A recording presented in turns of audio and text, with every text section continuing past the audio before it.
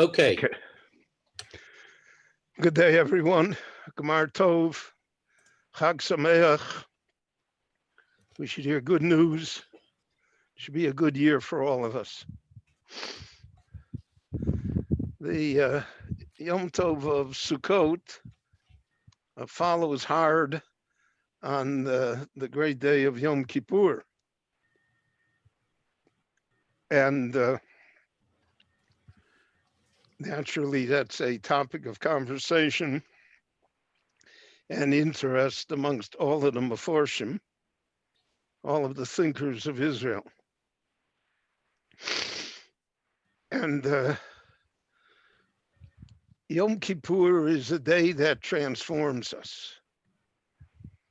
It's a day when, to a certain extent, we become our spiritual selves and forsake our physical and bodily situation.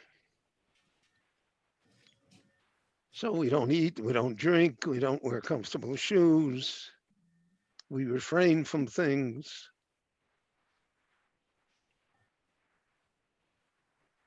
It's a departure from this physical world.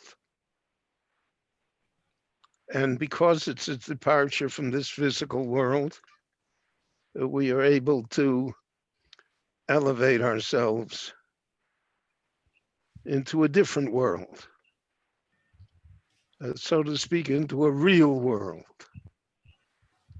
Because this world as we know it is basically an illusion. It's olam hadimyon. It's a world that we think that this is the world, but it's not the real world. The Baal HaTanya says in his famous description that this world is only a dream, just like sometimes a person has a dream and the dream is so real, it is so cogent to him that when he wakens, for an instant he thinks that the dream was real. But later on, so to speak, when he sobers up, so then he realizes that that was only a dream. So that this world is only a dream. Now, the Gaon of Vilna disagrees with him philosophically. I don't want to get into that now. But this idea of the Baal HaTanya is a very important idea, because in effect it says that this is not the real world. This is an illusion. That one of the great leisure distractions of our time has been what we call theme parks, like Disneyland, etc. So they make you feel that you're in a different place. And the whole purpose of the theme park is to remove you from this world and put you into a different world. And when you're in the different world, you really think that that is the world, because otherwise you can't enjoy the place. So Yom Kippur, lahavdil, is, so to speak, a theme park for us.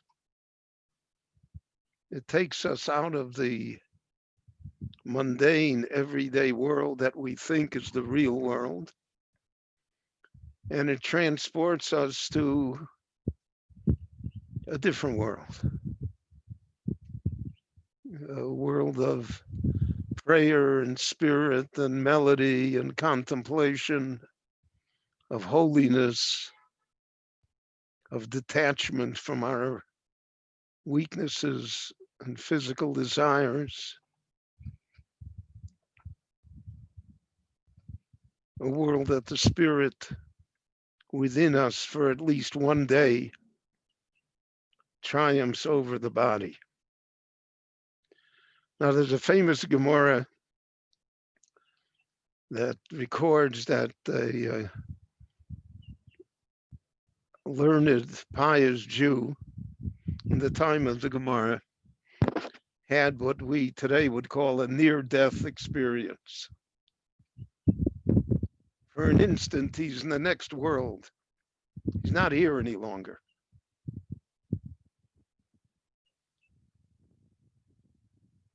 And then when he recovered, he was asked what happened. And he said, well, he said that I saw the world to come. I was in Olam Haba. I was in the spiritual world. So he was asked, Ma Ra'ita Sham, what did you see there? Because we are all curious, right? What does the next world really look like?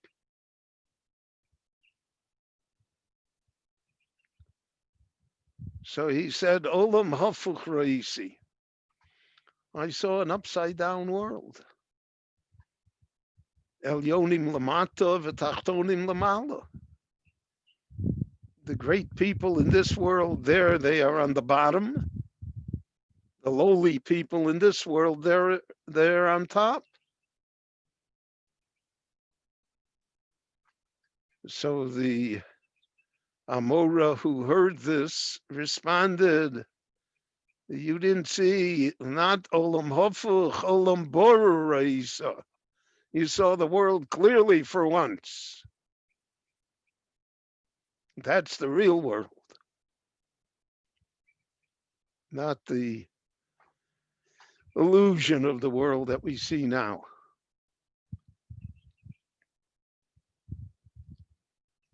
So we're accustomed now to all sorts of phrases in our daily life. Fake news, fake pictures, fake this, fake that. It's a fake world. Chazal said, Alma de Shikra. The world is not what you think it is. Life is not what you think it is. So that was Yom Kippur. So we are going to be 5 days away from Yom Kippur when Sukkot starts. So Sukkot is meant not to drop us immediately back into the mundane physical world that we're accustomed to. So Sukkot also creates for us an alternative world, a world of unseen things that in the physical world don't register. But in the halachic world, in the spiritual world, in the world of Yom Kippur, they exist and they register and they're the real world. And that's the connection between Sukkot and Yom Kippurim, is that they bring us to this other world. They put us on a different level. So for instance, in the Torah it says, Vasukot Teishvu Shivas Yomim. You should sit in the sukkah. Why? Ki Vasukot Toshavti es Bnei Yisrael Botzeisi Osam Me'eretz Mitzrayim. When I took the Jewish people out of Egypt, God says, I placed them in Sukkot. So I'm sure you're all aware, it's a favorite rabbinic subject. Two opinions in the Talmud. One is Sukkot Mamish, that when it says that I placed you in Sukkot, it means really Sukkot, the booths, structures that were the homes of the Jewish people, because they had no permanent homes. They're in the middle of the desert. They're going to be the desert of Sinai for 40 years, so they need small huts and portable huts, take it down, move it out, etc. So that's Sukkot Mamish. And the other opinion is that Sukkot refers to Anonei Kovod, that there were clouds of glory that enveloped the Jewish people, and they sat, so to speak, enveloped in those clouds of glory. So what does that mean? Undoubtedly, the person that holds that were clouds of glory also holds that there must have been Sukkot Mamish. Otherwise, how would they have survived in the desert?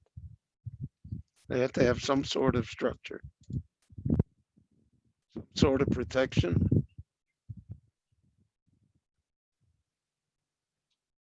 But he says that that's not what the Torah is driving at. Certainly there were Sukkot Mamish. Certainly there were real Sukkot. But there were Anonei Kovod. The Jewish people were transported and transformed by existing in a different world, in a world of clouds and spirit, in a world where they floated above the mundane aspects of what we feel is the real world. So the real world was the Anonei Kovod, not the Sukkos Mamish. There were Sukkos Mamish, but that's not the real world. The real world is the world of Anonei Kovod. And we see this reflected over and over again in the holiday of Sukkot. The holiday of Sukkot is the holiday of imagination, of seeing the unseen. And we see that how it reflects itself in the halachot regarding Sukkah. So we have, for instance, a halacha called lavud. Lavud means that if we are within 3 tefachim, let's say a tefach is 3 inches. So if we're within 3 tefachim, which is 9 inches, it's as though it's attached. So like the wall doesn't have to reach the ground. If it comes close a few inches from the ground, it's as though it's attached. And the pieces of the wall don't have to really touch each other if they are within, again, these 9 inches. Then lavud makes them attached and makes them solid, even though it's not solid. And the qualification to it is that it should not be so open that an animal can enter.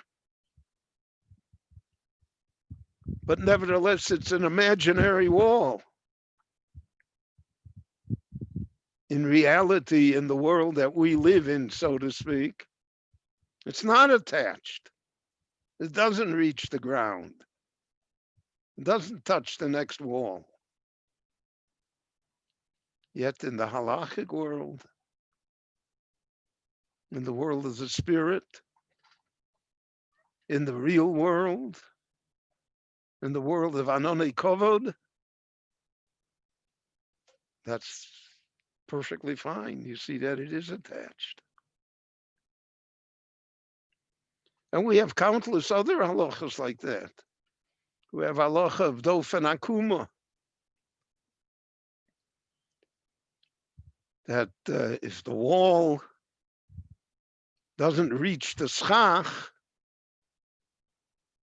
but it's within 4 amos of the schach, we look at it as though the wall is bent to reach the schach. Now, in the real world, that, the wall is not bent. The wall is perfectly perpendicular. But in the halachic world, there's dofen akuma, the wall bends. The The wall bends to meet the schach, because the spiritual world has different rules, and it has different ideas.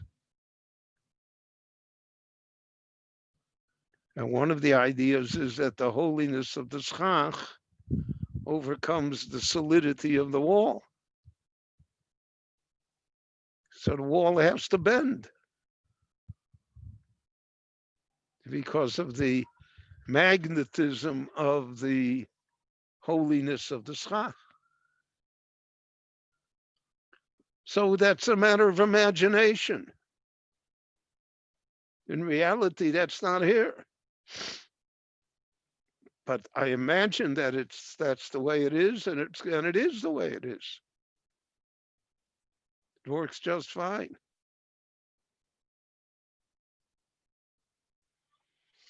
And then you have that the wall doesn't reach the schach. It's too short. But it's at least 10 tefachim high. So then there's a concept of gurachis, imaginary, that the wall continues even though there's no more wall. But in our halachic imagination, the wall continues to reach the schach. Or if the wall is hanging and it doesn't reach the ground, but nevertheless, if it was 10 tefachim hanging, so then I say gurasik, and it does reach the ground. So Sukkot transforms us into the world of Yom Kippur, that it should continue. A different reality, a different way to look at things. Olam Bora Reisa. It's a clear world. The world that we see is always Olam Hafuch. It's always the wrong people on top. It's always trouble and travail.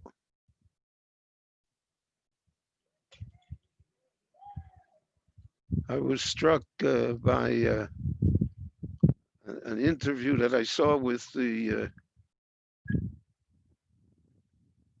newly nominated Supreme Court Justice in the United States, Professor Barrett, and she discussed a very difficult choice that she had in her life, and she didn't know what to do. So she sat on a bench at a cemetery, and she said to herself, well, life is a challenge, but at least it's short. And I thought that was a very wise observation. The Olam Hafuch is short. The Olam Borer is eternal.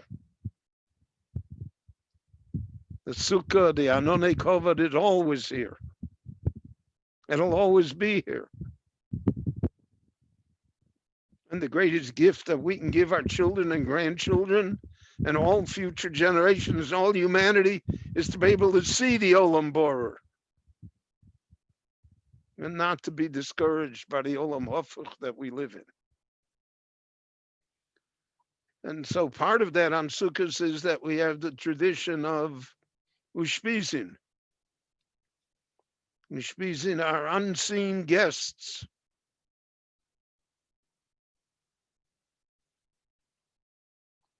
Avraham, Yitzchak, Yaakov, Yosef, Moshe, Aaron, David. We never saw them, but they are with us every Sukkot. The believing, faithful Jew knows that they are with us because what their lives stood for and what they accomplished are eternal things that still exist with us. And we therefore remember them every day. Elokei Avraham, Elokei Yitzchak, Elokei Yaakov.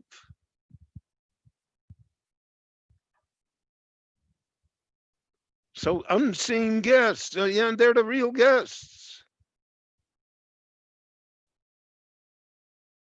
Because in the Sukkah, it's Olam Bor. The Sukkah represents a world beyond our physical eyesight, beyond the limitations of our body, beyond our years, and beyond the limitations that life places upon us.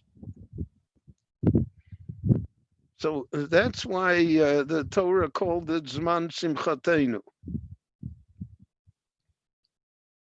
It's a time of joy. The Gemara says, Ein simcha ela b'toras hasveikus. There's no joy that is greater than seeing things clearly. Toras hasveikus means when we have doubts and questions and challenges, it's a suffix what to do. So there is no greater joy than somehow to figuring out what to do, which means seeing it clearly. The reason I didn't know what to do is because it was complex. It was complicated. I saw many factors. I heard many opinions. I thought of many different ideas. But now I came to a conclusion. Now it's Olam Borer. Now I see it, how it's going to look later, not only now.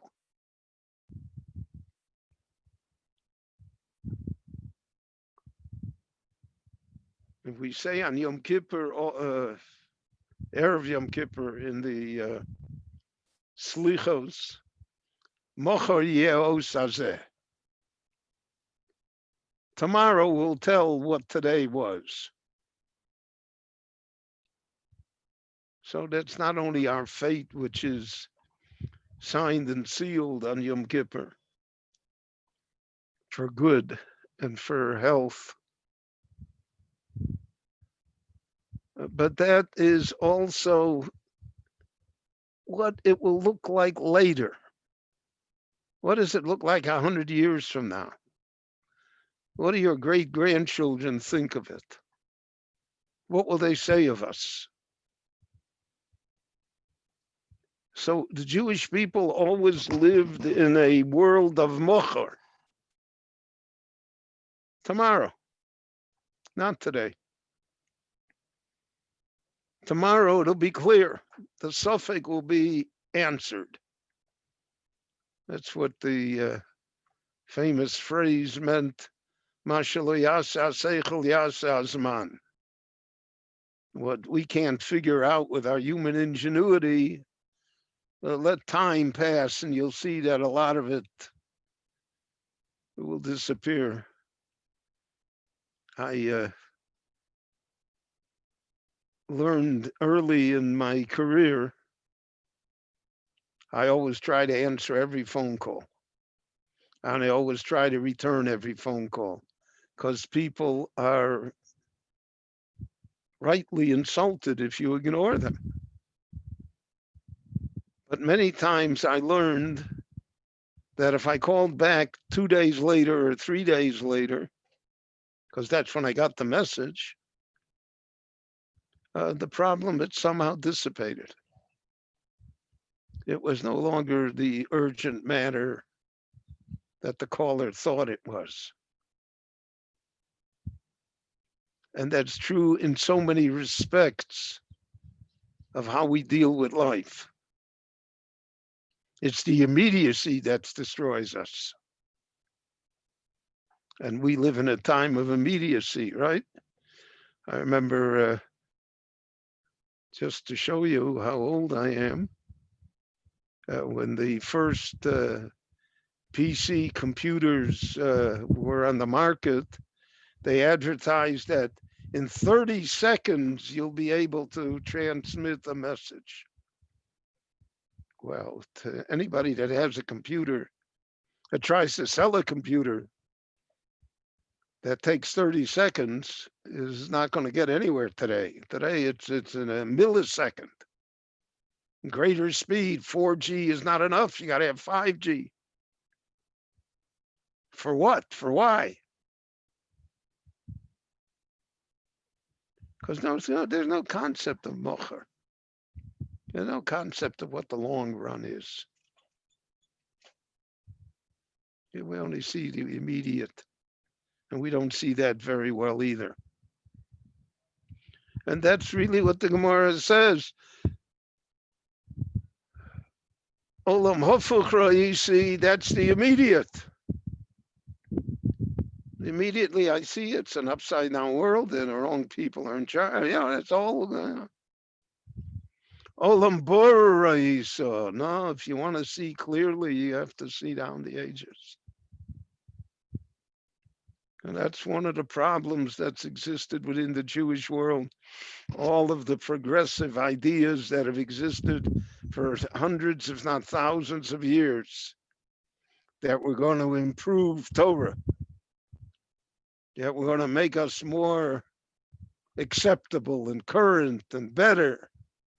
They're all in the ash heap of history. They did not last. Vein lanu shiur ela Torah azos. And the only thing that lasted was Torah.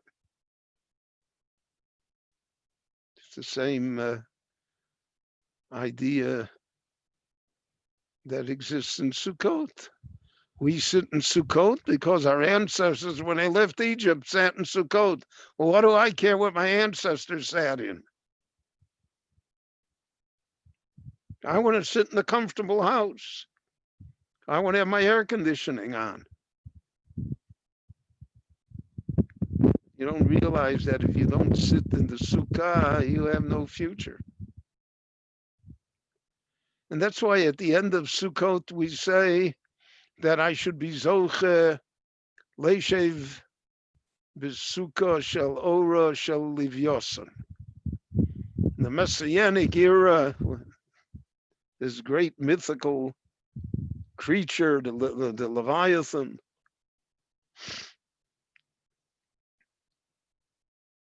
I should be zoche to that, to sit in its sukkah, because that's the continuity of the sukkah that we went out of Egypt from. It's all one long tradition, one long observance that is meant to carry us from what we feel to be a real world into what is really the real world. That's a very important message, I feel. So when we all gather together to sit in our sukkah and to enjoy the holiday, it's difficult circumstances this year. Here in Eretz Yisrael, it's very difficult. In America, it's difficult. We have to accept what is happening and to try and deal with it in a healthful fashion, not to be too smart. But when we sit together in the sukkah, we should realize that we are enveloped in clouds of glory, that we're seeing the world clearly, that the doubts are being dispelled, and that we are progressing towards the great sukkah of the Leviathan, which is the days of the Mashiach and of the redemption of Israel. So I want to wish you all again a Chag Sameach and a Shana Tova. We should hear good news from each other, and please, please stay well. Thank you very much.